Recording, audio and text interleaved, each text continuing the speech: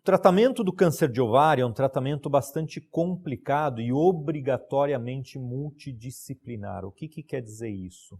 Parte do tratamento do câncer de ovário pode incluir a cirurgia, a outra parte do tratamento ser um tratamento sistêmico com quimioterapia. E a ordem na qual estes dois tratamentos são feitos depende muito caso a caso. Então, quando a gente diagnostica um câncer de ovário e ao diagnosticar, essa mulher já tem uma quantidade muito grande de doença, mas contida no abdômen ainda, ou seja, uma doença restrita à cavidade abdominal, esta doente pode precisar de um tratamento quimioterápico inicial para reduzir a quantidade de doença e subsequentemente ser operada. A cirurgia do câncer de ovário obrigatoriamente inclui a retirada de ambos os ovários, do útero, das tubas uterinas, biópsias múltiplas na cavidade abdominal, frequentemente a retirada do peritônio, do omento, que são membranas que estão na cavidade abdominal. Então, a cirurgia do câncer de ovário é uma cirurgia agressiva.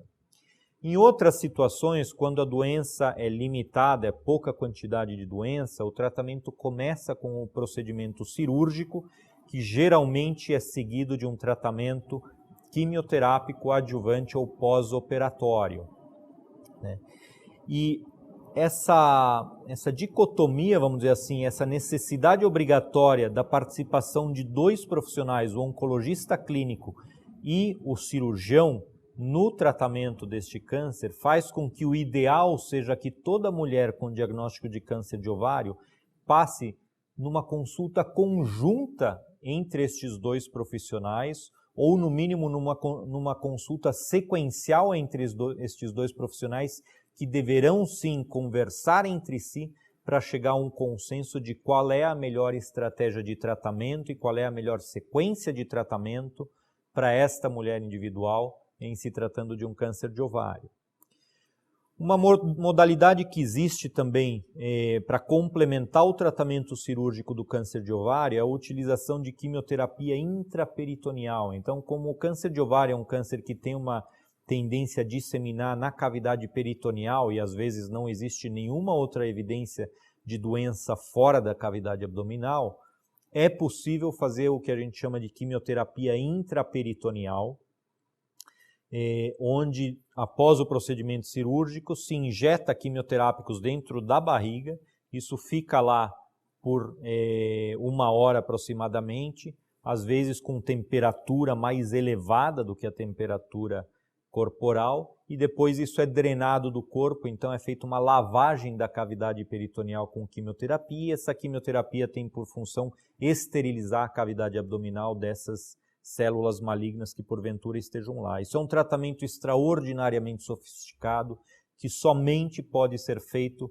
por médicos e em centros com experiência nesse procedimento e de maneira nenhuma pode ser proposto por pessoas que não estejam familiarizadas com esse procedimento ou em centros que não tenham uma grande estrutura de suporte para esses pacientes. O tratamento da doença metastática, aí o tratamento passa a ser paliativo, de prolongar a vida da paciente o máximo possível, com a melhor qualidade de vida possível, consiste essencialmente em quimioterápicos, associados ou não a terapias antiangiogênicas. A terapia antiangiogênica tem por função diminuir o crescimento de vasos que viriam a nutrir este tumor. Ao diminuir o crescimento de vasos, você consegue evitar ou diminuir o crescimento dessa doença e prolongar eventualmente o tempo em que essa doença permanece controlada numa paciente. Então, a associação de antiangiogênicos com quimioterapia tem sido utilizada em alguns casos, em alguns centros. A quimioterapia isolada tem sido utilizada numa maioria das pacientes. Em algumas situações mais raras, existe indicação aí de uma radioterapia paliativa, com intuito paliativo para algum foco metastático que eventualmente seja sintomático.